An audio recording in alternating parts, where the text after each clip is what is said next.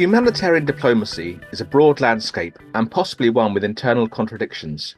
For example, traditionally, humanitarian agencies have sought to distance themselves from mediation and human rights activism. The concept of humanitarian diplomacy requires at least an end to these silos.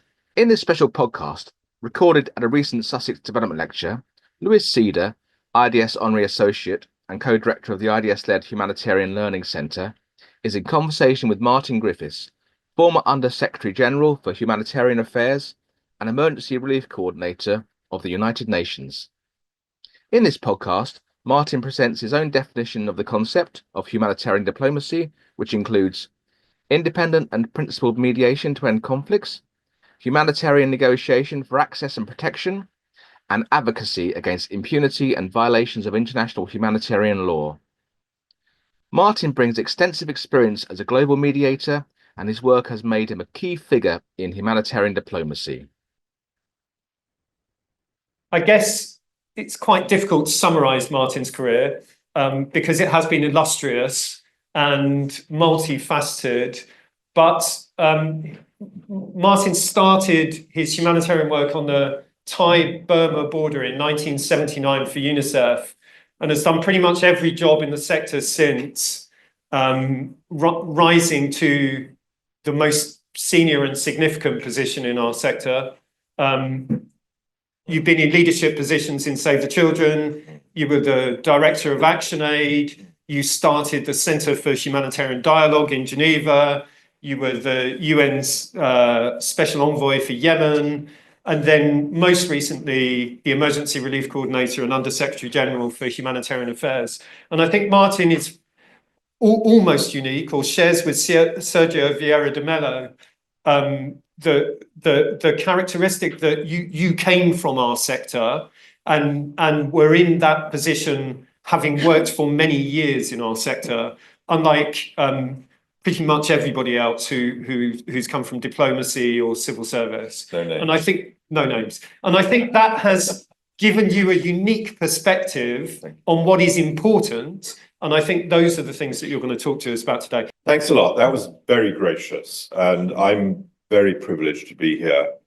I just want to say a word, as I've mentioned before this lecture, that I came here 50 years ago to do a lecture to IDS when I was in ActionAid, as you mentioned, and I was the president for a year of the Development Studies Association of UK and Ireland, by chance. I didn't know anything about it.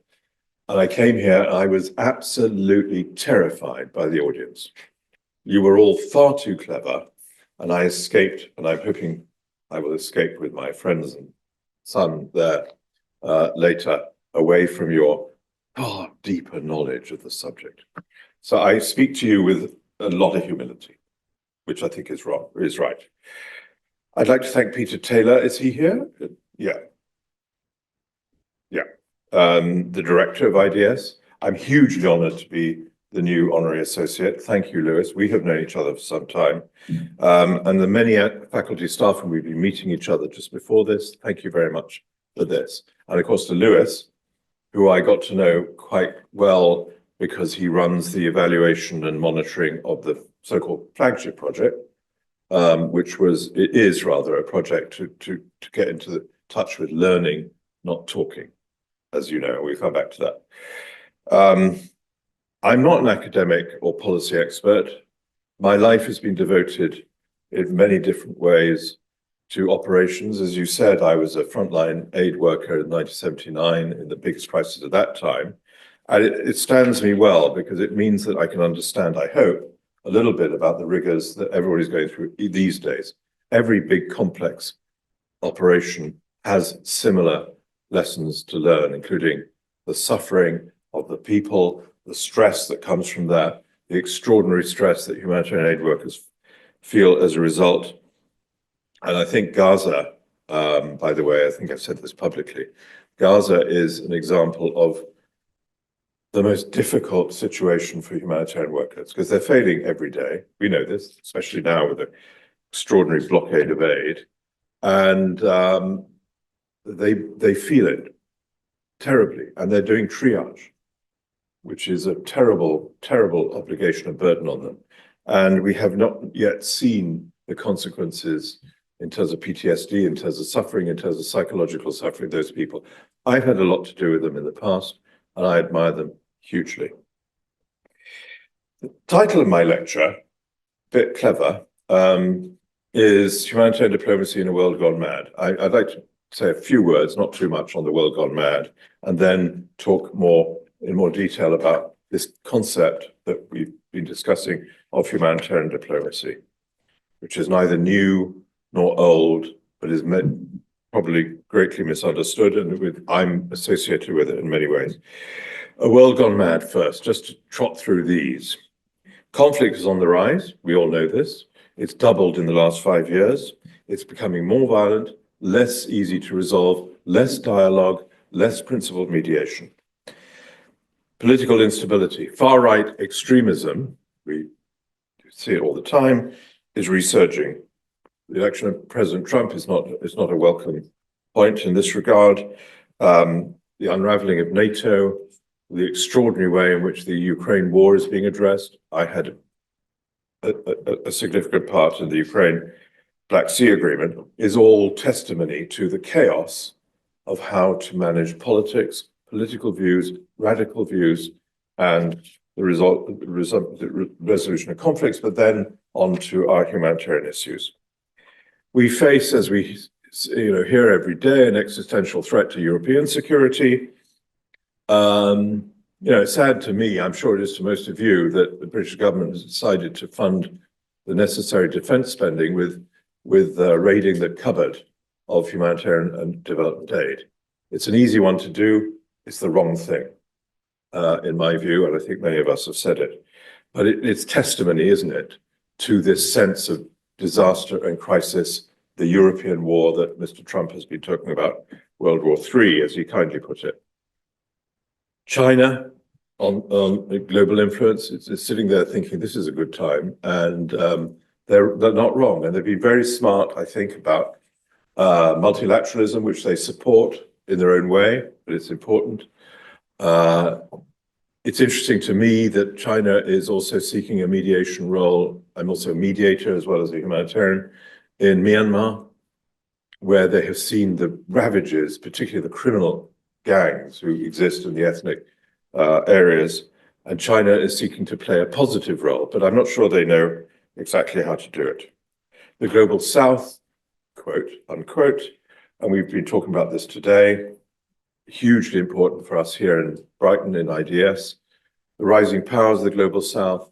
In my community, the humanitarian community, we know very well that there needs to be a reset, there needs to be a new way of doing business, there needs to be a new accountability, and it has to essentially understand, as a first step, what the Global South demands on us. Because, of course, the West and the North has been eroded, if that's the right word, by the situation in Ukraine, and probably rightly. But actually, there's still not a formal managed system for engaging with the Global South, and I hope that's something that we can do together. Of course, it will question the 1945 ideals of multilateralism and international cooperation, but it's actually more important than that in a way. That's what we have managed to benefit from. The new world order is going to be something that we don't really know. Impunity, we've all seen that. International norms, legal frameworks, judicial systems, are in trouble. I was asked by the prosecutor of the International Criminal Court to provide a deposition of evidence, which would be useful for his proceeding through the chamber to get the indictment on Netanyahu and Hamas. You remember that thing? And I was told not to do it, but he was right. He was right. And thank God he's there. And thank God he's actually spreading his wings. We need it, don't we? And he's a UN institution, for God's sake. State commitments is eroding. We see it in this country, we certainly see it in America. And we look in a faltering way to the Gulf, complicated subject, and to the Global South for telling us what global commitments might look like. And we don't know, because we haven't asked and we haven't listened. And, Lewis's shtick is generally to listen. Then there is the absence of global mediation. I've spent as much time as a mediator as a humanitarian, and what I've learned from the humanitarian community in the last 6, 9, 8, 10 months is they stand alone in these conflicts. On the whole, apart from the big ones, there's no mediation going on. There's certainly no principled mediation, which I think is mediation without interests. So we have a decline in that for geopolitical reasons, and the decline, therefore, in the pacific resolution of conflicts, which is vital to us in the humanitarian community. And look at the terrible pictures we all saw of the Oval Office with Mr. Zelensky, Mr. Trump, and Mr. Vance. I mean, it was a horrific moment for the world, not just for those in the room, or some of them. But it's all about publicity driving values, obviously. And that's become a signature point of the process to try to end the Ukraine war. It's all about public posturing and statements. And we all know from previous experience, including me, that the one thing you do in trying to resolve a conflict is to keep quiet. Do it in the darkness, because compromises are necessary. Obviously, multilateralism is under attack. The UN is in a terrible place. It's probably going to get worse as the US administration will engage with it, probably defund it. Certainly the Council, Security Council, is going to be a nightmare. I'm glad I'm not there. Now, all that, we know that well, and now what do we do about that? Humanitarian diplomacy. It's an old concept, as I said earlier. It's not new. It's been around for many, many decades, but it's become a bit of a fad, I think, these years. I've been part of that faddishness. I have defined it in the back of an envelope, but it needs really to be carefully studied. My definition is following: three elements. Number one, mediation, political mediation and conflict resolution has got to be part of humanitarian diplomacy. Very uncomfortable for many humanitarian organizations who fear politicization, but essential, because ending wars is as important as providing aid. And the humanitarian community has an obligation, in my view, I'll come back to it, to provide ground truth ideas to the mediators to know what is a priority. You know, in the Sudan mediation in Jeddah, I was sitting in Jeddah when it started, a year ago. I wasn't let in, as a threat. But it was all about humanitarian issues. No humanitarians were allowed to be part of it. Humanitarian issues are always the first thing. Look at Ukraine now. But we need to influence that, and we need to make it genuine, focused, and adequate. And that means our people, our community, you and others need to be in the room. The second thing is humanitarian negotiation, not new. Access negotiation, incredibly important, extraordinarily difficult in the world today. Again, Sudan is a poster boy, but look at Gaza. Look at the shock of what's happening in Gaza at the moment. And again, the humanitarian community needs to use the principles of leverage that are apparent in political mediation to help their negotiation, to help our negotiation. And if you look at Sudan, that's not worked. They have all these governments involved in the ALPS group, so-called, to try to get access and cross-border. But they're different from Emirates to Saudi to the US to others. Their different powers are not being used coherently and cogently to bring about change. And we see this daily, and it's a disaster, and we see famine coming. Thirdly, so we have conflict mediation, humanitarian negotiation, and thirdly, advocacy for humanitarian principles. It's impossible now for humanitarian organizations not to say something or contribute something to the international advocacy against impunity, against the breaches of humanitarian law. On the whole, in my experience, we have dodged away from this because we leave it to human rights people. They can judge it. We have another thing to do. We deliver aid. That's not good enough anymore. And so all of these things need to break down silos. They need to use partnerships. We're not going to do mediation. That's for the mediation people, but we need to inform them. We need to use advocacy humanitarian principles in a smart way, probably asking others to lead the fire, like International Court of Justice, Human Rights Watch, and so forth. But we need to engage in it. No longer is it possible for humanitarian agencies to keep their head down, focused on their delivery of aid. And actually, the fact is, as we were saying earlier, that this is no longer a choice. This is an obligation. You know, time up to my people. The Black Sea Grain Initiative, just a quick example of that. Lewis, I was the mediator for the UN in the Black Sea Grain Initiative back in 2023, I think it was. And it was interesting because it was a negotiation between Ukraine and Russia in the hardest times of war. And they both said, Ukraine and Russia both said to me as a mediator, they said, we can only do this because it has a global welfare, i.e. humanitarian cover. You know, it was useful to both, obviously, which is essential, but it had a cover story which allowed them to engage with their enemy. Humanitarian diplomacy can embrace this kind of cover, and we need to know more examples and opportunities as we go forward.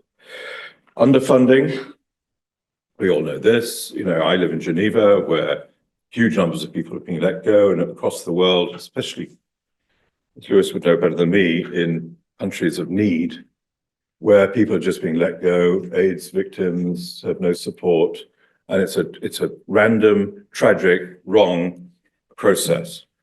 And I think, as we were saying, we need to address this with a theory of change, a theory of new obligations for the humanitarian community on behalf of the people. That's not happening yet because, of course, humanitarian leaders are focused on the cuts, understandably, but it's got to change by the middle of the year. We also need to understand, which we have known for years but have never really coped with, how donors tell us what to do. Yeah, it's becoming more and more obvious, okay? I mean, it's very obvious now. It's been obvious, frankly, in many different ways for years. And we have kind of avoided it because we get the money and we run and we fund large programs around the world. But it's not going to stand up in this world, especially not in the context of a move to the global south in terms of accountability and business model. And what Lewis is leading, which is the complete fundamental rearrangement of humanitarian programming to make it frontline community-led, listening-led. There's going to be a need for humanitarian agencies to engage with each other. You know, we're going to have to close down, they will have to close down some, they have to merge. So there's a massive reform issue, and I think that we can do this together because IDS has a unique quality. It's not got baggage, it's got a great international reputation, and it's a place of great learning. So I'm hopeful that we can do this together. We need to build a new model for humanitarian development aid. We need to make listening to local communities the central proposition of that. We're doing this together in the flagship project. We need to emphasize partnerships between mediators, human rights organizations, humanitarian organizations, so that we don't mission creep into their areas, right? Because that would politicize it. But we inform each other of the issues. And by the way, in a very practical way, that we inform each other of the psychology of the leaders of conflict. Mediators get a different view, humanitarian agencies get a different view, but they don't share it. What will drive al-Shara, for example? And it's super important for all of us to understand that without judgment, but also to understand it as part of our policy and programs. So the partnership is huge. And also, I think, and I'm almost there, Lewis, also leverage. Leverage is an issue which is very familiar to the mediation community. As I remember from my time in the Centre for Humanitarian Dialogue and in Yemen, it was all about leverage, getting the right government to say the right thing. It's not worked in the humanitarian area quite so well. We need to understand the propensity of governments, the Emirates, obviously, in Sudan, what they're actually prepared to do to instruct their allies or clients. And I believe that the UK government is also managing a process with other countries to study leverage and to see how it could be better applied. So partnership and leverage, transforming negotiation. I think finally, then I'll come and be cross-examined. The Institute of Development Studies is a global truth and a global leader. You have learning, you have analysis, you have disinterest. You're not following anybody's agenda. And in this situation today, we need you. Because I don't think we can rely on the humanitarian leaders, my friends, your friends, to come forward with disinterested examples of how this needs to be changed. You can. This is the time for it. This is the time for it. And a combination of operational influence and scholarship and truth and study is now no longer avoidable. For me, you touched on two things that are super important and connected. This issue around fundamentally so much humanitarian need is driven by conflict, and the crisis of impunity that we are seeing in conflict is exacerbating that. And if we are to tackle humanitarian need, then we need to tackle conflict. We need to understand how, in those places where we can reduce conflict, mitigate conflict, and even resolve conflicts.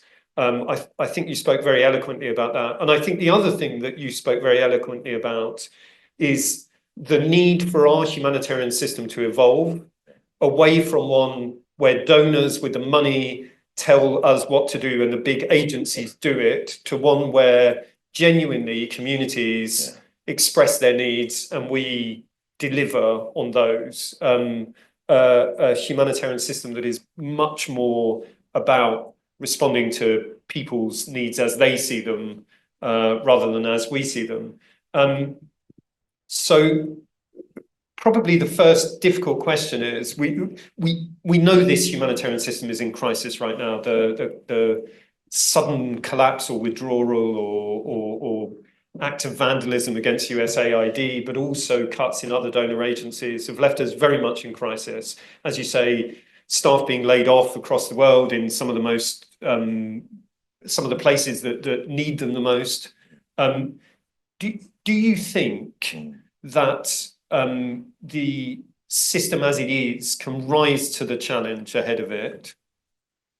That despite all of these cuts, there is something within the system that can use what's left and reorient.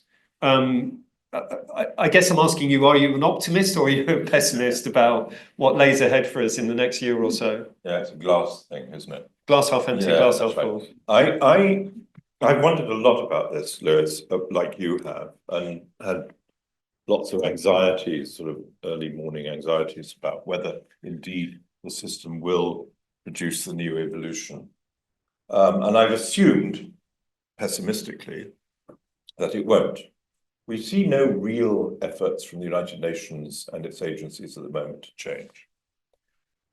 I know from personal inquiries with some of those leaders that they understand the need. But there's no system or process or obligation to get them out of the gate and to actually talk about this. They're mostly frightened, which is understandable, about the retaliation which comes with it. I'm on the board of an international NGO, which was a very vocal one, and which deliberately kept very quiet about the huge cuts that they were making and not criticizing USAID disruption because they didn't want to be retaliated against. But then what they realized, and this goes to the heart of your question, I think, is this. They realized that it's not enough to tell somebody who's a schoolyard bully that we kind of understand and we'll cope with it and we'll deal with it. You have to stand up eventually for your rights. If we fail to make our advocacy about the mission that's been there for so many decades, then we will fail, because when times change, we'll be judged by our adaptation and acquiescence. So we need to express clearly our advocacy, which it must be simple, united, and so forth. That's the first thing. And it's not there yet. You know, we know that it's not there yet. Everybody's laying off huge amounts of people. They have the reason for people we serve, not to say more. I don't think that's going to work. The second thing is that I don't think we can reasonably expect the humanitarian community and the Interagency Standing Committee, which I chaired until, middle of last year, to come up with a solution. It's too difficult. There are too many obligations as employers and rivals and competitors and fundees. I think, therefore, but I think they're aware of it. I don't think they're there yet, as you know. I think we're waiting for the middle of the year before the cuts have to go through for them to focus on the new reality of the future. I think what we need to do outside the system, but knowing it and knowing the people, is to provide them in a formal, independent way with the ideas about what reform would look like. Because it's not out there. I haven't read anything about what new reform would really look like. There's a lot of speculation. It's difficult, for God's sake, and it jettisons and threatens lives. But we need to provide that, and we're better than with you. Fantastic. So I'm going to ask two more questions. One again deep and difficult, and one less so. Well, no, maybe slightly more optimistic. I mean, over my much shorter humanitarian career, I think I have been privileged to see the emergence of a huge number of really inspirational local and national humanitarian organizations. I think in the last, I mean, they were always there, but there are more and more of them. And I see leaders in all of these crisis-affected countries who embody the values that I think we all aspire to. Conversely, does that give us cause for optimism? I mean, I realise that's kind of a leading question. No, but it's a good question. I remember when we started the flagship project, which you're monitoring and evaluating and overseeing. This was a project which OCHA started in my time to focus on frontline listening as the means to determine priorities. What a new idea was that, right? I remember talking to one humanitarian leader who said, well, they're going to get a tent anyway. I mean, it's what warehouses are full of. So it's not simple.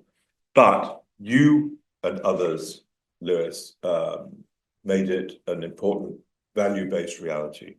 And interestingly, it was not pushed back by major donors at the time. It was accepted because it's right. It's obvious. It's not a difficult discussion. And as you say, there's more and more and more talent and resources and access and assets in the front line. And we all know, I know, you know, because we talked about it, but once you start listening, the light bulb moment happens, doesn't it? And you realize, that's it. That's what we need. Because people are sensible about their own priorities and we don't need to patronize them. What I think is going to be really, really difficult, that's back to the blueprint idea, is dealing with the supply chain issue. That's a big deal because it's not just food, it's other matters. Dennis McNamara is here, former senior representative of the United Nations High Commissioner for Refugees, and he's done a lot of good in his life, I think. But he knows you know the system very well, Dennis. It's not going to be easy to move the supply chain to responding to the views on an average day of the frontline communities. It's a difficult thing. And we knew when we started the flagship project that it would be good in principle at the beginning, but then as we came closer to actually understanding what we were being told, I want a road, not a clinic or whatever. Huge benefit to the Nexus, of course, by the way, we can both participate in that. But we knew that for the humanitarian system, major challenge, and we haven't got to that yet. I am confident, oddly, in a sort of silver lining approach, that this terrible calamity and crisis that we're facing will actually make that realization, that change more likely. Because frankly, we can't afford it anyway. Look at the cuts to the World Food Programme, the major recipient of food aid from America, and suffering hugely as a result of current things. So I think the system is going to change anyway. And what we need to do together is to make sure that it changes in the way that benefits people, not governments. Thanks for listening. Please like, subscribe, and share to help us spread the word. Do you have a feature that you would like to appear in a future episode? If so, then email betweenthelines@ids.ac.uk.